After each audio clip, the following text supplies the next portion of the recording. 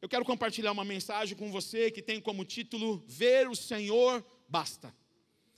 Eu já compartilhei essa mensagem há algum tempo atrás, mas algumas vezes eu me pego ainda meditando sobre isso. Algumas vezes eu remeto o meu coração para isso. Em algumas vezes eu coloco o meu coração e o meu foco em falar: Senhor, tudo que eu preciso é vê-lo. Não existe nada mais importante do que ver o Senhor. Não existe nada que seja mais precioso do que ver o Senhor. E nós vamos falar um pouquinho sobre isso hoje. Porque ver o Senhor basta. Esse foi o pedido de Filipe para Jesus, no livro de João. Senhor, mostra-nos o Pai e basta. Era como se Filipe estivesse dizendo para Jesus: se você está dizendo que vê o Pai e só tem feito o que vê o Pai fazer, e tem dito do que tem ouvido do Pai, se esse é o resultado de vê-lo, eu preciso vê-lo. Se viver uma vida como Jesus é necessário vê-lo, então mostra-nos o Pai. Então Jesus diz a ele: Filipe, andado tanto tempo comigo, e você diz: mostra-nos o Pai? Quem vê a mim, vê o Pai. Então o resultado de ver o Pai é expressar o Pai. O resultado de ver Jesus é expressar Jesus. O resultado de uma vida vendo, testemunhando. Por isso o Espírito Santo falou que o Senhor, quando derramasse o Espírito Santo, Ele iria fazer testemunhas. Pessoas que viram, pessoas que estavam, elas viveram, e eles então expressam o Espírito Santo. Eu não sei se você já percebeu, mas cada um de nós, cada ser humano foi criado com uma necessidade de ser capturado. É nosso. Deus, de uma forma propositadamente, nos fez assim, para que sejamos seres humanos com essa necessidade de nos entregarmos, de colocarmos em qualquer coisa para sermos realizados todo o nosso coração. Quando você e eu colocamos o nosso coração em qualquer coisa pela metade, nada flui, nada é completo, nada é pleno, e a gente se frustra, porque fomos feitos por Deus para entregarmos todo o nosso coração.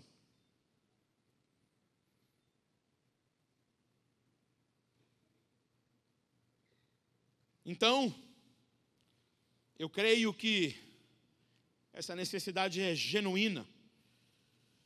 E ela foi inserida no nosso coração por Deus. Essa é uma característica nata do ser humano. Pode perceber, as pessoas que são entregues a algo ou alguém de todo o coração, conseguem resultados poderosos. Nós vamos ver as grandes empresas. Elas procuram as pessoas que estão engajadas, ou usam aquele termo de vestir a camisa, né? Se você talvez gosta de esporte, você vai admirar aquele atleta que ele se entrega totalmente. Uma vez eu me lembro de ir no campo assistir um jogo, e eu percebia que tinha um jogador que não parava. Eu falo, gostei desse jogador. E tinha um outro que ficava morto no meio campo. Eu falo, já não gosto mais dele. Mas a gente vai perceber que até as grandes equipes, elas investem o máximo possível para aqueles que se entregam de todo o coração. Olha para a célula, olha para a tua célula, você vai perceber que os resultados são aqueles que estão entregues. São aqueles que estão de todo o coração colocados para servir, para orar, para buscar ao Senhor. E você percebe uma diferença na vida daqueles que são entregues de todo o coração. É fascinante ver pessoas assim. Atrai, nós falamos, nós queremos isso. Grandes empresas buscam pessoas focadas e entregues. E assim por diante.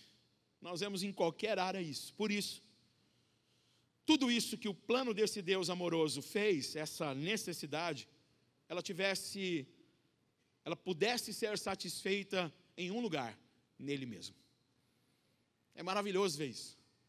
As pessoas às vezes largam tudo por um time. Elas largam tudo por uma empresa, elas largam tudo por um sonho carnal, porque é uma necessidade vital das pessoas terem um propósito que estão acima delas, terem algo acima delas. Você vai perceber um bombeiro que faz um juramento de salvar alguém até a própria morte, e ele se entrega. Se você olhar os relatos lá de quando caíram as torres gêmeas, Se não me engano, acho que Bill Hybels escreve um livro, acho que Liderança Corajosa, e ele fala sobre isso. Quando ele chega na porta daquele lugar, o Espírito Santo fala para ele: você gostaria de ser salvo por uma equipe assim? E os bombeiros, preste as torres caírem, entravam e saíam. Entravam e saíam.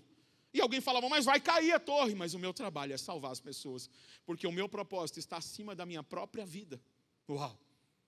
E aí o Espírito Santo diz: você gostaria de ser salvo por uma equipe? Ele falou: claro. Ele falou: então você deve ser a igreja assim. A sua vida não pode estar acima do propósito, porque Deus nos fez assim, para sermos capturados. Ele é o alfa, o ômega. Ele é o princípio e fim, não tem nada no meio, a não ser Ele mesmo. Ele era, o que é e o que há de vir, porque todas as coisas, como cantamos, dele, por ele, para ele, tudo subsiste nele. Todas as coisas foram criadas por ele, pelo poder da sua palavra. Nele é satisfeita a nossa vida. A plenitude de todas as coisas está nele. Tanto que em Ageu, capítulo 2, versos 7 e 8, diz que ele é o desejado do meu vizinho. Ele é o desejado da pessoa que trabalha comigo. Ele é o desejado da pessoa que senta do teu lado na igreja. Ele é o desejado daquele mendigo pedindo pão. Ele é o desejado das nações. Não há outro desejo. As pessoas dizem: quero paz. A Bíblia fala: porque Cristo que é a nossa paz. As pessoas falam: eu quero vida. Ele diz: eu sou o caminho, a verdade e a vida. E elas tentam buscar paz, vida e qualquer outro sinônimo dele em outro lugar. Eu preciso de socorro. Ele é o nosso socorro bem presente, porque nele eu tenho tudo. Por isso que Davi diz: o Senhor é meu pastor e eu não preciso de mais nada, porque nele eu sou satisfeito. Nele vivemos, nele morremos, tudo dele, porque dele, por ele, para ele são todas as coisas, a ele a glória para sempre, amém, aleluia. Você e eu fomos feitos assim, para sermos capturados por ele, para darmos todo o nosso coração. E eu quero ler alguns textos, você não precisa abrir. Se o pessoal lá de trás for rápido, nós vamos ter esses textos na tela. Deuteronômio capítulo 6, verso 5. Amará, pois, o Senhor teu Deus de todo o teu coração, de toda a tua alma e toda a tua força. Mateus 22, 37. Jesus disse-lhe: amarás o Senhor teu Deus de todo o teu coração, de toda a tua alma, de todo o teu pensamento. Deuteronômio 30, verso 6. O Senhor Deus circuncidará o teu coração, o coração da sua descendência, para amares o Senhor teu Deus com todo o teu coração. Aleluia. Salmo 119, 2. Bem-aventurados os que guardam seus testemunhos e os que o buscam de todo o seu coração. Jeremias 29, 13. Buscar-me-eis e me encontrareis quando me buscardes de todo o seu coração. Marcos, capítulo 12, verso 30. Amarás, pois, o Senhor teu Deus de todo o teu coração. Salmo 119, 69. Os soberbos forjaram mentiras contra mim, mas eu, com todo o meu coração, guardarei os teus preceitos. Aí nós vamos para 2 Coríntios 15, 12. E entraram na aliança para buscarem o Senhor teu Deus, o Deus de seus pais, com todo o seu coração e toda a sua alma. Provérbios 4, 23. Sobretudo do que deve guardar, guarda o seu coração, porque dele procedem as saídas da vida. Como eu guardo o meu coração? Entregando ele na mão do Senhor. O que poderá tirar o meu coração da mão dele? Aí dele vai procedendo aquilo que o Senhor quer fazer da minha vida, aquilo que o Senhor deseja fazer da minha jornada, do meu chamado, da minha família, da construção de tudo que eu tenho até que Ele volte. Continuando aqui, Deuteronômio 26, 16. Nesse dia, o Senhor teu Deus te manda cumprir estes estatutos de juízo. Guarda-os, pois, e cumpre-os com todo o teu coração e com toda a tua alma. 1 Samuel 7,3. Então falou Samuel a toda a casa de Israel, dizendo: se com todo o vosso coração vos converterdes ao Senhor, tirar do meio de vós os deuses estranhos e os astarotes, e preparai o vosso coração, e servi a Ele somente, e vos livrará então da mão dos filisteus. Provérbios 3,5. Confia no Senhor de todo o teu coração. Não te apoies no teu próprio entendimento. Salmo 119, de novo, já é o terceiro. Dá-me entendimento, verso 34. E guardarei a tua lei e observá-la-ei de todo o meu coração. Sofonias 3,14. Canta alegremente, ó filha de Sião, ó Israel, regozija e te exulta de todo o teu coração, ó filha de Jerusalém. Joel 2,12, ainda assim, agora mesmo diz o Senhor, convertei-vos a mim de todo o vosso coração, isso com jejuns, e com choro, e com pranto, mas de todo o coração. Deuteronômio 30:10, quando deres ouvido a voz do Senhor teu Deus, guardando os seus mandamentos, os seus estatutos, escritos nesse livro da lei, quando te converteres ao Senhor teu Deus, com todo o teu coração, com toda a tua alma. 1 Samuel 12:20, então disse Samuel ao povo, não temais, vós tendes cometido esse mal, porém, não vos desvieis de seguir ao Senhor, mas servi ao Senhor com todo o vosso coração. Repita comigo, com todo o nosso coração. Ficou alguma dúvida que o Senhor quer todo o seu coração? Eu poderia falar mais alguns textos, tem mais, eu separei poucos. Porque do que diz respeito a entregarmos ao Senhor todo o nosso coração, a Bíblia é cheia. Nós precisamos atentar para isso. Por quê? Porque fomos feitos para sermos capturados por Ele. De todo o coração. Nós somos criados com essa capacidade de entregar todo o nosso coração para aquilo ou aquele a quem fomos capturados em nosso coração. Eu creio que esses textos nos revelam algo. Nós só entregamos todo o nosso coração para aquilo ou aquele que arrebata o nosso coração, que nos atrai, que nos captura. Aí nós entregamos o nosso coração. Colocamos as nossas forças em algo, colocamos investimento, colocamos empenho, colocamos entendimento, colocamos todos os esforços nossos naquilo que somos capturados. E a gente vai perceber isso, que a gente, se olhar para as propagandas de TV, imagina se a mídia não sabe disso. Como é que ela atrai a nossa atenção? A gente é capturado por aquela imagem, daquela água azul maravilhosa de uma viagem que você fala, quando que eu vou ver um lugar desse? Isso deve ser o céu. A gente fala, eu vou para esse lugar. Aí uma vez um irmão que chegou para mim e falou, Betão, eu ouvi algo de Deus. Eu falei, cara, o que foi? Ele falou, cara, falou que eu ia ser um empresário em Cancún. Eu falei, querido, eu acho que você ouviu errado. Ora de novo. Ele falou, Betão, eu ouvi errado. Deus falou que eu vou ser missionário da Jocum. Eu falei, é quase igual.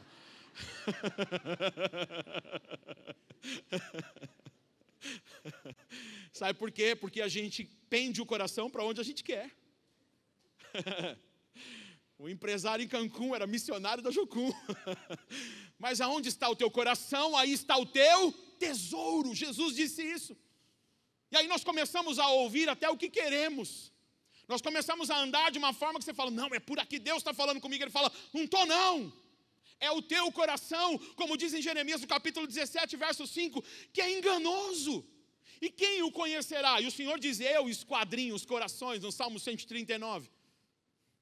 Eu coloco cada quadro no teu coração para analisar cada área dele. Eu sei quando você se deita e se levanta. Eu conheço os seus pensamentos antes que eles viessem ser dados a você, porque eu sei quem você é. E esse Deus que sabe quem é o meu coração, se depara com um Jesus prestes a ir para a cruz e falou, Pai, se for possível, passa de mim esse cálice. O próprio Jesus teve uma vontade que não era a vontade do Pai. Imagina a gente. Todavia, não seja feita a minha. Ele declara ter uma vontade diferente, mas a tua vontade, e aí o nome do Pai foi glorificado. Amém? Você imagina se os nossos olhos então contemplarem o Senhor. E eu fico, às vezes eu oro isso, querido, insistentemente assim no meu dia. Às vezes eu separo um tempo para orar ou para adorar e eu falo, Senhor, eu só preciso ver o Senhor. Eu só preciso ver o Senhor. Se o Senhor pudesse revelar, Mas eu preciso ver o Senhor. Se eu ver o Senhor, basta. Se eu contemplar o Senhor, o que é que vai me chamar mais a atenção? Absolutamente nada. Certamente isso acontecerá. Seremos capturados por Ele. Se o vemos, nós somos capturados no instante. É como se tudo fugisse, é como se tudo apagasse. E nós vamos ter somente um alvo. O Senhor, só Ele. Imagina, nossa vida inteira vai tomar sentido e nada mais terá o lugar dele em nossos corações. Quando o vermos, nada tem sentido. Eu me lembro disso, o Marcão estava junto, acho que o Jeff também. Nós fomos para Israel. E depois de Israel fomos para a Inglaterra. Não tem sentido.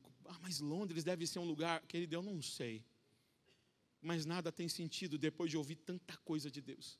Depois de ter tanta experiência com o Senhor.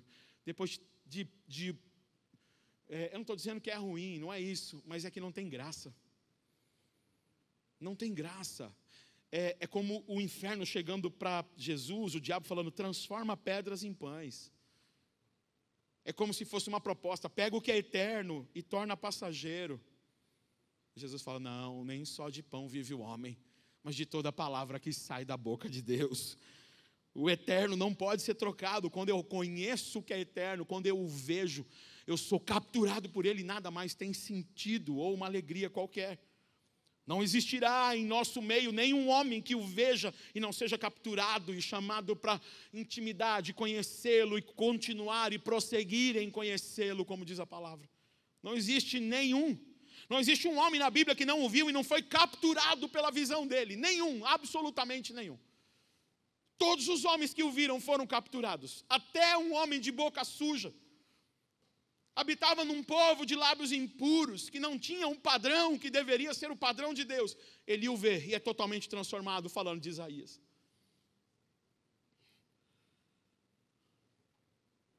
A palavra aqui, capturado, como eu estou falando bastante, revela, ela dá o sentido sobre amarmos, buscarmos, servirmos o Senhor de todo o nosso coração. É tudo dele.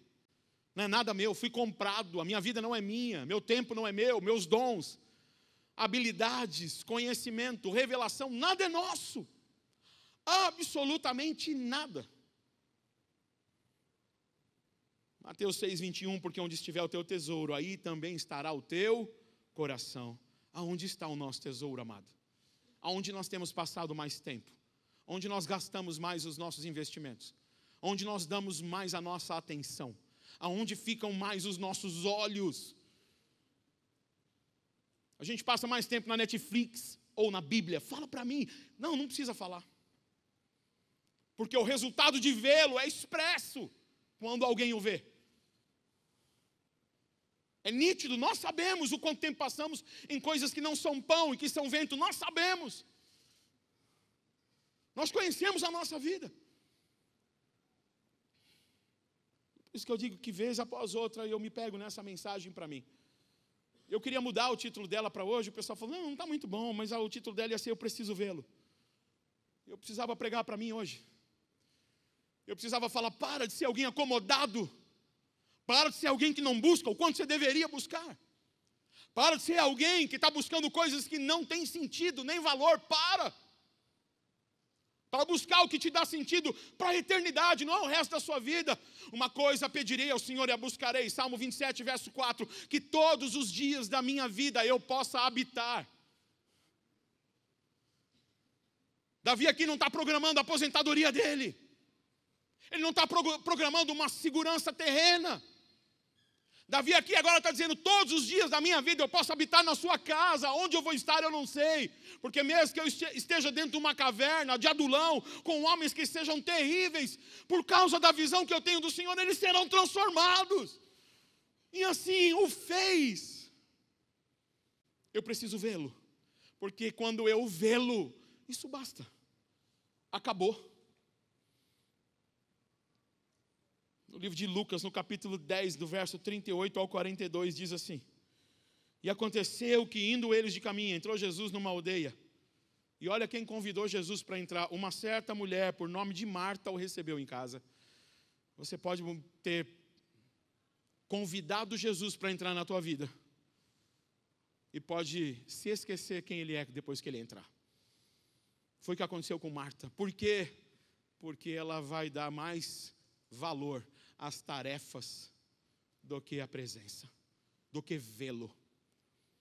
E tinha uma irmã chamada Marta, a qual, assentando-se aos pés de Jesus, ouvia a sua palavra. E eu fico imaginando, querido, que isso não é comum. Nós estamos falando da cultura judaica, nós estamos falando de uma cultura de 2000 anos atrás. Você imagina, eu já disse isso algumas vezes, quando a gente programa de ir no monte, às vezes uma irmã fala, posso ir? Fala, se for outra irmã, tudo bem. Mas não é legal que uma irmã só vá com os outros homens. Não é sábio, não é prudente. E geralmente eu peço para que, mesmo que a irmã queira ir, ela não vá. Esse é o meu ponto de visão. Nós estamos a 2023 anos depois, agora imagina, só tem homem naquele lugar, e aí nós vemos ali que a Maria, ela se assentou no lugar, e ela está olhando para Jesus e fala, eu não tenho outra coisa melhor, mas as pessoas vão falar de você, Maria, você está no meio dos homens, não importa o que vão falar de mim, mas você vai ser julgada, eu não quero saber, eu preciso contemplá-lo, eu não tenho outro bem além dele, nem no céu, nem na terra, como disse Davi, ele é o meu maior bem. Eu não quero correr atrás das tarefas que a Marta está fazendo. Eu quero correr atrás daquele que pode direcionar minha vida para aquilo que é o céu, para aquilo que é o melhor. Eu não tenho outra pessoa. E aí a Maria fica ali contemplando. E a Marta, note bem que a Marta tinha intimidade com Jesus. Jesus deu a intimidade para ela, porque você não reclama com alguém que você não conhece. Imagina entrar alguém na sua casa e você vai dando bronca na pessoa, você só faz isso quando é muito íntimo. Jesus, você não está vendo que ela não está me ajudando? Imagina, tem que ter intimidade. Mesmo Jesus dando o caminho da intimidade para ela, ela não sabia quem ele era. Jesus abre esse caminho pelo sangue, confiadamente ao trono da graça, e a gente não percorre. A gente fica preso nas tarefas. Você está vendo? Ó? Está vendo? Ó? Aí, ó. Ela não faz nada. Você está vendo? E aí a Maria está ali contemplando o Senhor, contemplando o Senhor, contemplando o Senhor. Porque quem contempla o Senhor não tem tempo para reclamar.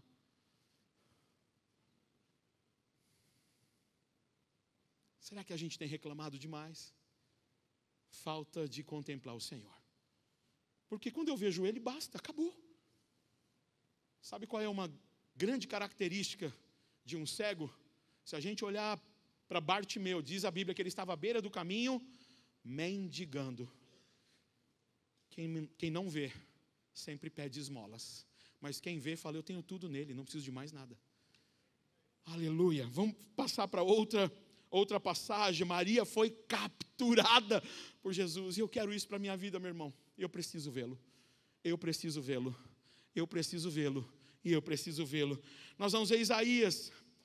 Lá no livro de Isaías, no capítulo 6, ele fala, eu vi o Senhor no alto e sublime trono, e a glória enchia o templo. Mas essa glória que enchia o templo, quando os serafins olhavam para ele, eles falavam, santo, santo, santo, é o Senhor dos exércitos, e toda a terra está cheia da glória. Falam, nós vemos o que vemos no trono, vemos na terra. Eles podem. Eles têm a essência, eles têm o caminho. E os 4 seres viventes, os 24 anciãos, a mesma coisa, eles colocam as coroas aos pés, porque eles são capturados por uma visão. Eles são tomados de todo o seu coração. No livro de Atos, no capítulo 9, eu não vou ler, do verso 1 ao 5, diz que Saulo está caminhando. De repente ele vê uma luz, e quem era essa luz?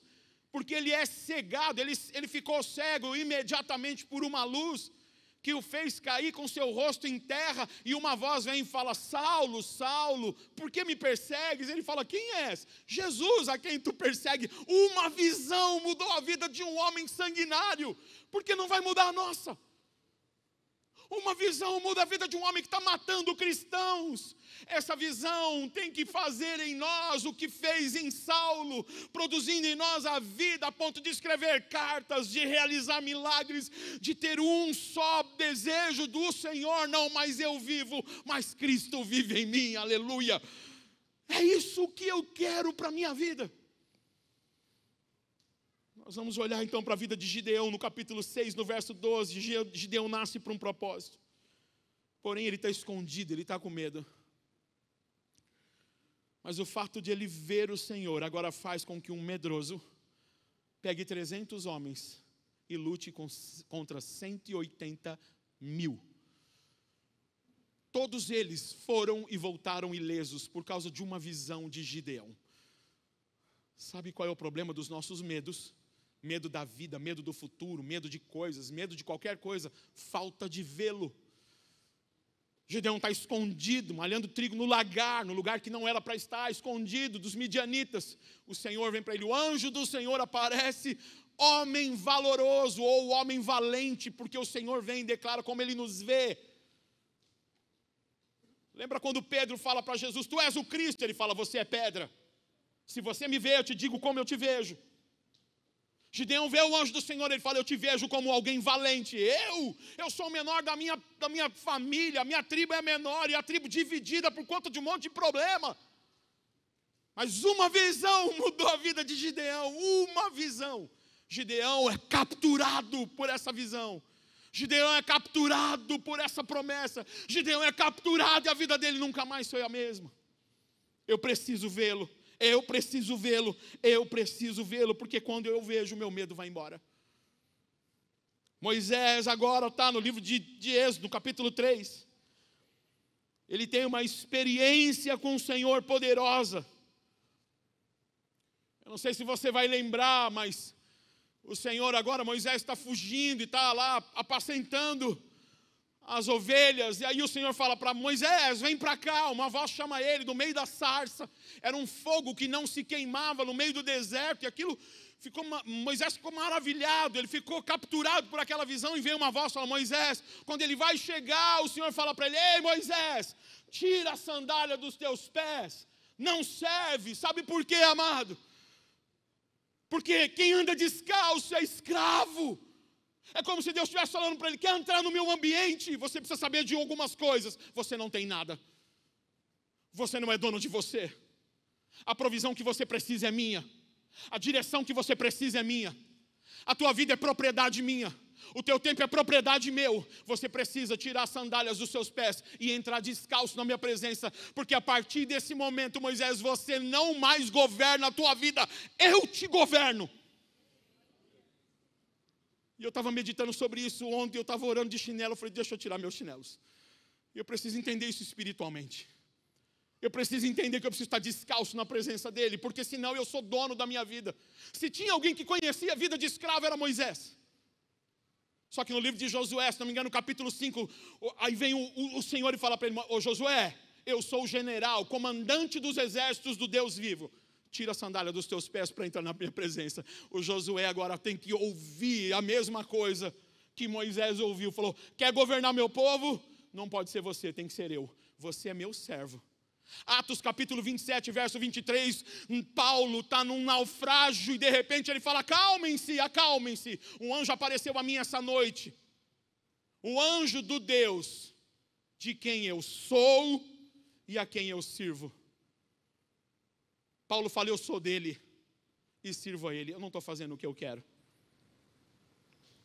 Feche seus olhos que eu vou calçar meu sapato aqui.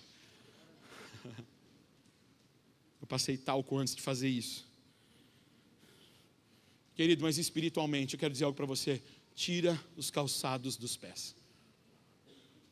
Você não é dono de você. Quando Moisés o viu, quando Moisés tem uma experiência, ele tira as sandálias e fala, eu sou o servo dele, o Deus de quem eu sou e a quem eu sirvo. Josué agora se tinha pessoas que tinham experiências com escravos, era Moisés e Josué. Escravo vinha descalço. Como é que voltou o filho pródigo? Querido, porque quando eu chego para ele como escravo, ele é quem me torna filho. Aí que está um segredo. Senhor, minha vida é tua. Ok, é verdade. Prepara uma sandália para ele, vestes novas e um anel. Mas eu preciso chegar descalço. Eu preciso me descalçar da minha forma de vida. Eu preciso me descalçar do meu governo. Eu preciso ser um escravo da orelha furada. Daqueles que falam, eu amo meu Senhor e é aonde eu quero ficar para sempre. Porque eu fui capturado. Nada mais me importa. nem ouro, nem prata, nem qualquer outra coisa, nem qualquer outro valor, nem reputação, nada, absolutamente nada. Eu posso sair de um palácio onde está tudo bem, tem toda a provisão, para ir para um deserto sofrer com o povo. Como diz o livro de Hebreus capítulo 11, que Moisés abre mão do palácio para sofrer o opróbrio de Cristo.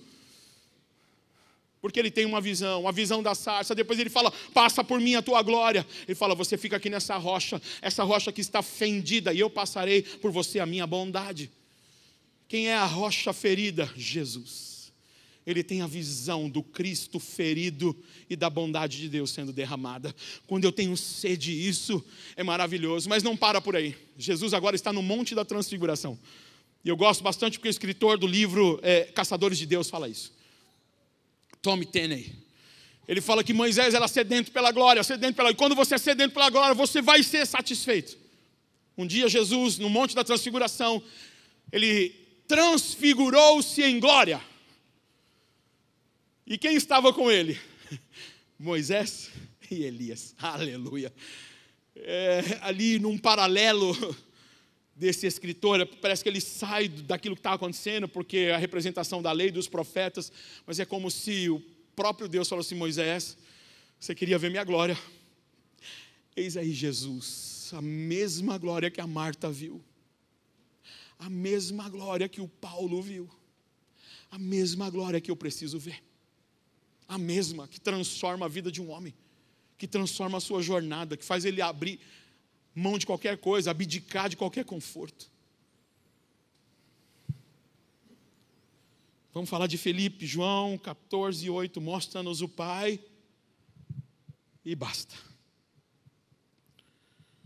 Filipe andando com Jesus faz esse pedido. E eu creio que basta mesmo. Vamos falar de Abraão. No capítulo 15 de Gênesis,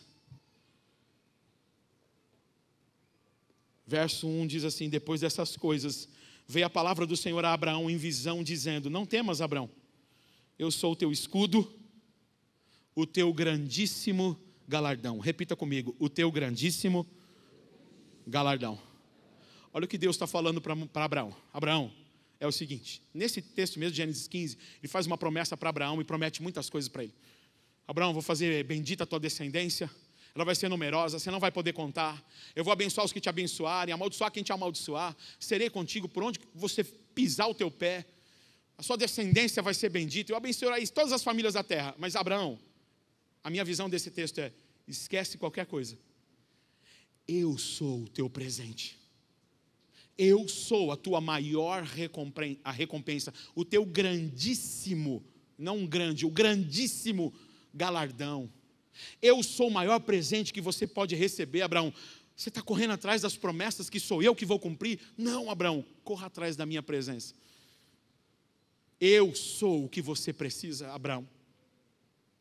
Ainda ele era Abraão. Aleluia. Você já imaginou Abraão sendo tentado para abrir mão do galardão que era o pai pelas promessas? Não dá para imaginar. A ponto do filho. Abraão era tão íntimo, tão apaixonado pelo Senhor, que Isaac consegue ver isso. Quando ele fala, Isaac, vem cá, eu quero sacrificar você. Você é o sacrifício. Eu penso que Isaac deu um salto e falou, que privilégio. Sou eu o sacrifício? Então, pai, tudo bem, vamos lá. Dizem os judeus estudiosos que Isaac tinha por volta de 25 anos. Ele não era um menino que não podia correr. Abraão já tinha mais de 100. Quando a promessa foi feita, ele tinha 100. Imagina se ele podia correr atrás de Isaac. Eu penso que Abraão não fez esforço para Isaac deitar no altar. É Isaac quem sobe. Assim como Jesus disse, a minha vida ninguém atira, eu a dou voluntariamente. Aleluia. Por que Jesus fez isso? Porque ele viu o Pai. A conversa de Jesus é porque eu só faço o que eu vejo o meu Pai fazer. E isso faz com que eu morra. Senão eu não morro. Aleluia. Imagina o Senhor, qualquer pessoa oferecendo para Abraão, Abraão, olha, mas eu tenho uma coisa aqui para você. Não serve. Mas Abraão, eu tenho para você, olha, algo muito mais valoroso. Não serve. Abraão, deixa eu te mostrar. Não serve. Abraão, te dou os 4 cantos da terra. Se você largar isso, não serve. Para mim não serve. Eu já tenho o maior galardão da minha vida. Eu fui capturado por Ele. Eu entreguei todo o meu coração, minha casa, minha família, meus filhos, tudo. É tudo dele, nada é meu. Eu tenho a consciência que eu sou um escravo, eu tirei minhas sandálias. Porque o escravo não tem nada. Escravo não tem casa. Escravo não tem onde nascer, onde morrer. Escravo não tem provisão própria. Escravo não determina o que ele vai, como ele vai e de que forma. Ele tira a sandália e fala: eis-me aqui. Será que se oferecessem um celular novo para Abraão? Será que se oferecesse 1 milhão de curtidas na página dele? abraãooficial.com. Pensa a foto assim da estaca descendo.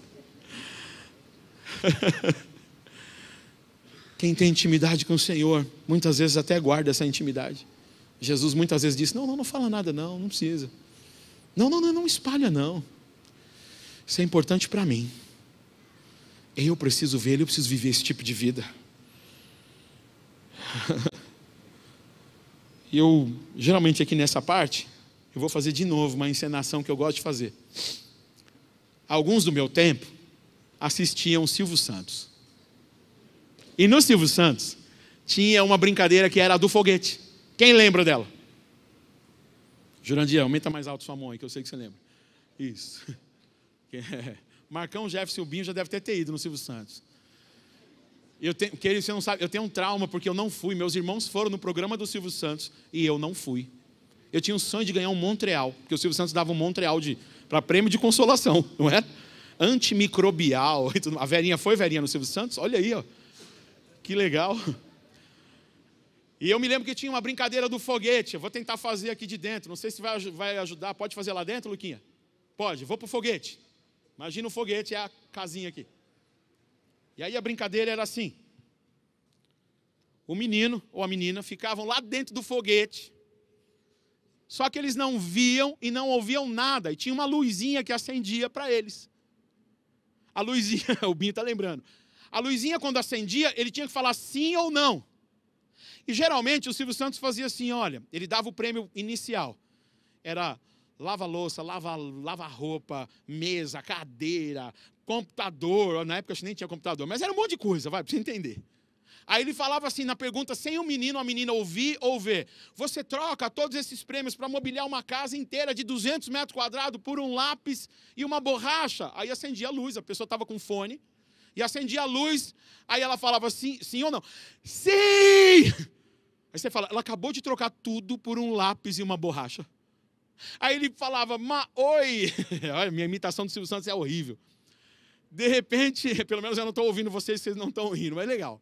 De repente o Silvio Santos fazia outra pergunta: você troca agora que você ganhou o lápis e a borracha por um carro 0 quilômetro? Aí acendia a luz, aí a criança falava, não! Não! Você não tem ideia como aquilo me dava raiva, querido. Eu ficava quase que endemoniado.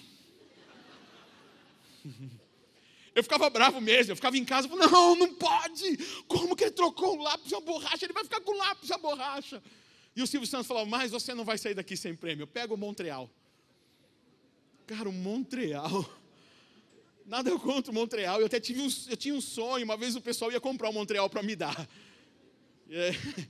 Só se eu acho só no Mercado Livre usado. Cara, e eu ficava assim, sério mesmo. E um dia eu estava meditando sobre essa passagem, sobre essa palavra, e Deus falou para mim, por que eles trocavam isso? Por que trocava um carro, um prêmio absurdo por um lápis, uma borracha? O Senhor, é simples, porque eles não viam e não ouviam. Deus falou assim, é por isso que o meu povo tem me trocado por coisas que são supérfluas, por coisas que são miseráveis, porque a Bíblia fala que se nós esperarmos somente dessa terra, somos piores que os miseráveis. porque a nossa vida está no céu, com Cristo, escondida em Deus. Tudo o que precisamos é vê-lo, e quando eu contemplo Ele, qual vai ser o prêmio que vão me oferecer que eu vou querer? Nenhum. Ele é o meu grandíssimo galardão. Aleluia. Querido, você pode dizer isso? Aleluia. Aplauda ao Senhor. Você pode dizer isso no seu lugar, dizendo assim: Ele é o meu grandíssimo galardão. E aí você pode fazer uma oração rápida, falar: Pai, me ajuda que isso seja verdade.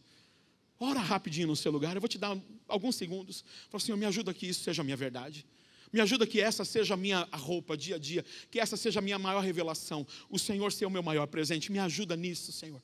Me ajuda a me manter no Senhor e que nada me capture, porque eu quero ser capturado pelo Senhor. Me ajuda que essa seja a verdade do meu ministério, da minha família, do meu trabalho, de tudo o que diz respeito à minha vida, que o Senhor seja o meu maior galardão, e dentro do Senhor eu tenho tudo. Ponto final. Amém, querido? Ore isso todos os dias. Uma das coisas da vida de Abraão que me chama a atenção, que Deus fala para Abraão: Abraão, sai da tua parentela. O que ele fez? Ele levou Ló. Ló era sobrinho de Abraão. E nós vamos perceber que Deus só pode fazer na vida de Abraão o que ele prometeu depois que Abraão se aparta de Ló. Não é isso? A gente conhece a palavra. Deus só cumpriu na vida de Abraão o que ele tinha que fazer quando Ló foi embora. Sabe por quê, querido? Que Ló significa véu. Enquanto o véu não for removido, nós vamos continuar batendo cabeça. Enquanto o véu que já foi rasgado, por isso que a primeira coisa que aconteceu quando Jesus morre é rasgar o véu, e a presença está acessível. Enquanto o véu não é tirado, Abraão não pode viver o que Deus tem para ele. Enquanto o véu não lhe for tirado e não me for tirado, enquanto eu não vê-lo, nada basta, eu fico um saco sem fundo, tentando preencher um vazio que é do tamanho dele, com elogios, com, com pornografia, com dinheiro, com hora extra, com um pouco mais de conforto, quando ele é tudo.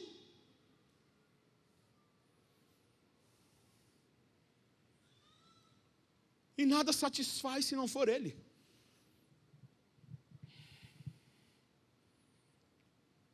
Aleluia. Senhor, faz isso na minha vida.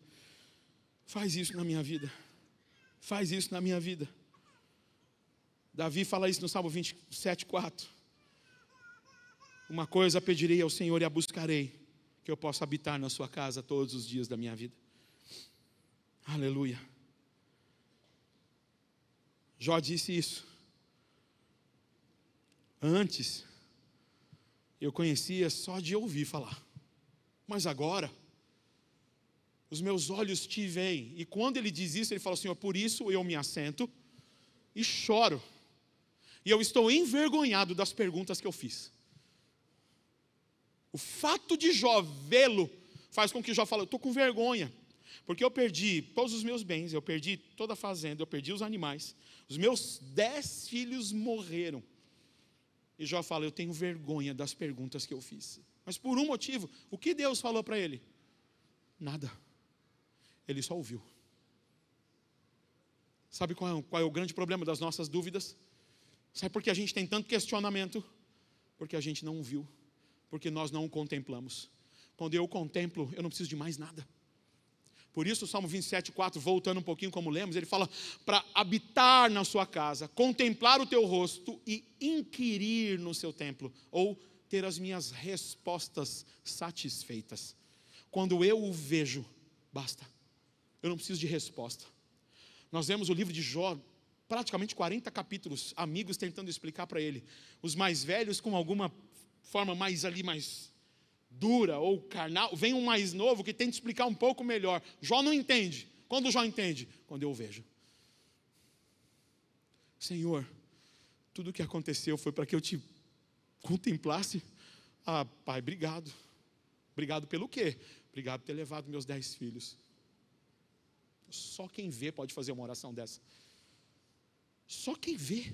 Não tem como fazer uma oração dessa, querido, se a gente não vê. Não tem como, é impossível.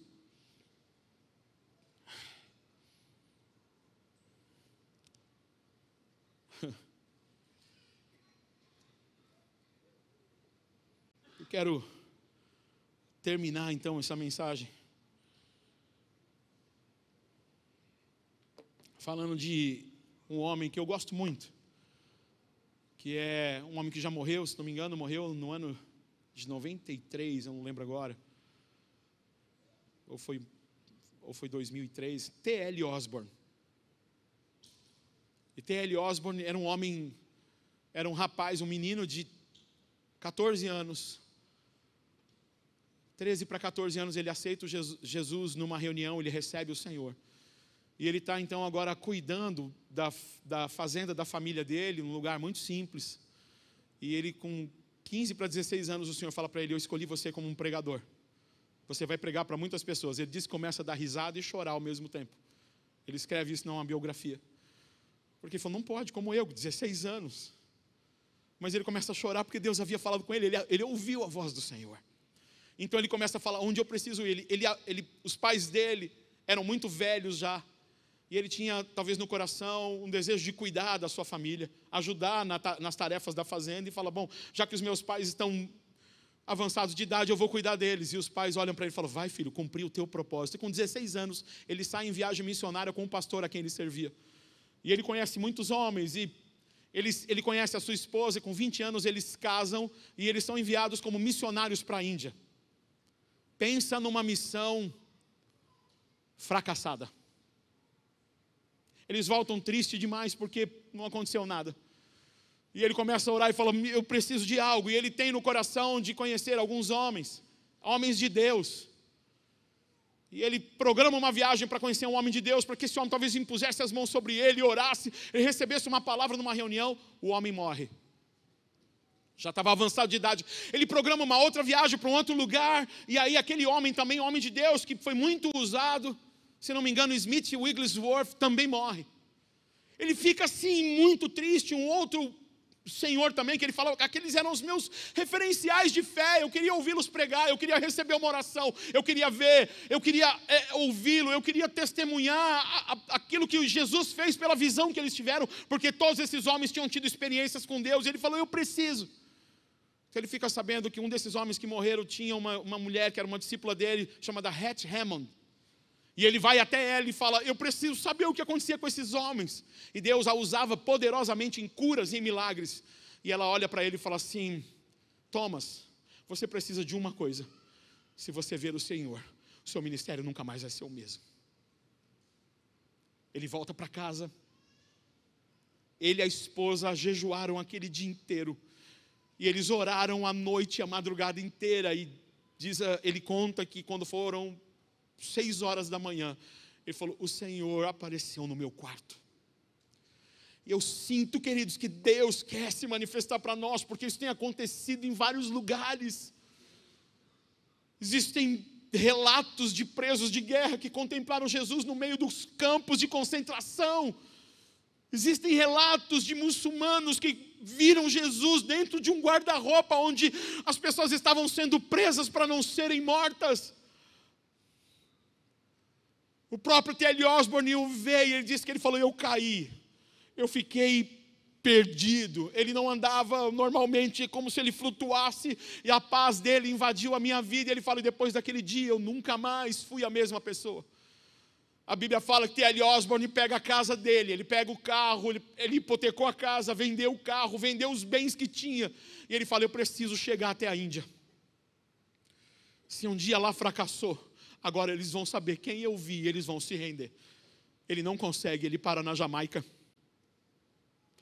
E na Jamaica é onde você vai colocar no YouTube, você vai ver um vídeo de um homem subindo na plataforma com uma espécie de um carrinho de rolemã, porque ele não anda, as pernas são todas atrofiadas, por ele não andar mais de 20 anos. E esse homem orar por ele, eu vi isso. E um rapaz na Jamaica levanta da plataforma e sai andando. Uma visão muda todas as coisas, porque quando eu vejo, é como Isaías: Senhor, mas eu preciso compartilhá-lo. O Senhor é o pão que foi partido e distribuído. Eu preciso disso. Algumas pessoas na Tailândia que participaram das grandes cruzadas de T.L. Osborne, isso é relatado, diz que relatos de mais de 100 pessoas, viram, contemplaram Jesus andando no meio deles, numa cruzada, andando no meio deles. E eu falo, Senhor, eu preciso ter mais sede, eu preciso ter mais fome, eu preciso querer mais do Senhor. Esse homem então é tremendamente usado por Deus, por causa de uma visão. Uma visão mudou a vida dele. Nós falamos de vários homens da Bíblia. Por que eu estou usando T.L. Osborne? Para dizer que ele é um contemporâneo nosso, para dizer que ele foi usado dessa maneira, para dizer que podemos ter as experiências que Deus quer nos dar para que sejamos a igreja. Aquela igreja que ele falou, sobre essa pedra eu edificarei a minha igreja. Que pedra era essa? É um Simão que diz, eu sei quem você é, eu te vi. Ah, Simão, é assim que eu vou edificar a minha igreja, com gente que me viu, com gente que sabe quem eu sou, com gente que me contemplou e tem a revelação. Foi-lhe tirado o ló, foi-lhe arrancado o véu, foi-lhe tirado o que apartava de conhecer quem eu sou, para saber quem eu sou de fato e revelar ao mundo quem eu sou. Aleluia. O próprio Smith Wigglesworth fez a mesma coisa. Se converte com 8 anos de idade e era praticamente obrigado a ajudar sua família na fazenda, trabalhando de 12 a 13 horas. Depois ele se torna um encanador, porque ele, como trabalhou na fazenda, ele não estudou e ele não tinha uma boa fala. Mas naquela época o encanador tinha um bom salário. Ganhava muito bem, porque era difícil achar alguém que tinha uma boa manutenção como o Smith Wigglesworth. Era um bom encanador. Só que ele era alguém pobre, porque tudo que ele ganhava, ele tinha um grupo de crianças que não tinha moradia que ele sustentava. Uma visão.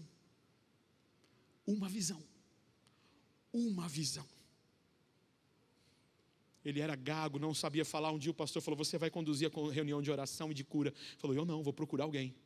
Tentou, as pessoas falaram, o pastor designou você. Quando ele pediu para que as pessoas ficassem de pé, 15 pessoas ficaram de pé, e o primeiro tinha uma perna atrofiada e andava de muleta há mais de 20 anos. Ele fica temeroso e olha para o homem e fala, o Senhor cura você agora, em nome de Jesus. E aquele homem larga as muletas, a perna dele é alinhada e ele começa a andar, e as 14 pessoas, sem que ele ore, são curadas imediatamente. Uma visão. Só uma visão. Ver o Senhor basta. Só uma visão. Quantos outros homens, eu gosto às vezes de ler as histórias de alguns homens. Teve um homem, um pastor missionário Hit, o sobrenome dele. O Senhor fala, larga tudo e vai para a Argentina. Ele ouve um nome no avião, Perón. Quando ele chega na Argentina, na igreja, ele fala, o que esse nome quer dizer? Ele falou, esse é o nome do presidente. Ele falou, eu preciso de 2 coisas. Um estádio com mais de 25 mil pessoas que caibam e falar com o presidente. Aí o rapaz falou para ele, querido, desculpa, você pediu 2 coisas impossíveis. Nós não vamos conseguir isso para você. Então ele decide ir sozinho, mesmo sem saber falar espanhol, mesmo sem que entendesse ele. Uma pessoa vai e conduz ele até a Casa Rosa, se não me engano, na Argentina, que é o lugar presidencial. E as pessoas falam, o que você está esperando? O presidente falou, é impossível falar com ele. De repente entra um homem mancando. A perna dele era menor que a outra. O homem entrou mancando e ele olhou para o homem e falou, você está sentindo dor? Ele falou, estou. Vem cá, eu quero orar por você. E ele começa a orar por aquele homem. E a perna instantaneamente é alinhada, ela cresce, ele cessa a dor. E ele fala, Jesus te curou nessa manhã. Vá, você está curado. Ele falou, não, eu não posso ir. Eu preciso saber quem você é. Ele falou assim, eu sou tal pessoa. Ele falou, e você? Ele falou, eu sou o chefe de segurança do presidente Perón. Ele falou, pois é, eu preciso falar com ele. Ele falou, entra agora aqui comigo na sala. Falou com o presidente falou, arrumem para ele um estádio que caibam mais de 100 mil pessoas. Ele faz uma cruzada num só dia para 200 mil pessoas. E não se pôde contar qual foi a quantidade de curas que houveram na Argentina. Não se puderam contar por causa que esse homem teve uma visão do Senhor. Ele viu o Senhor no momento da vida dele. Ele viu. E o fato de tê-lo visto, ele foi capturado e ele começa uma jornada que ele nunca viveu na vida. A jornada que o Pai escreveu para mim e para você está em ver o Senhor. Amém? Vamos ficar em pé, vamos orar.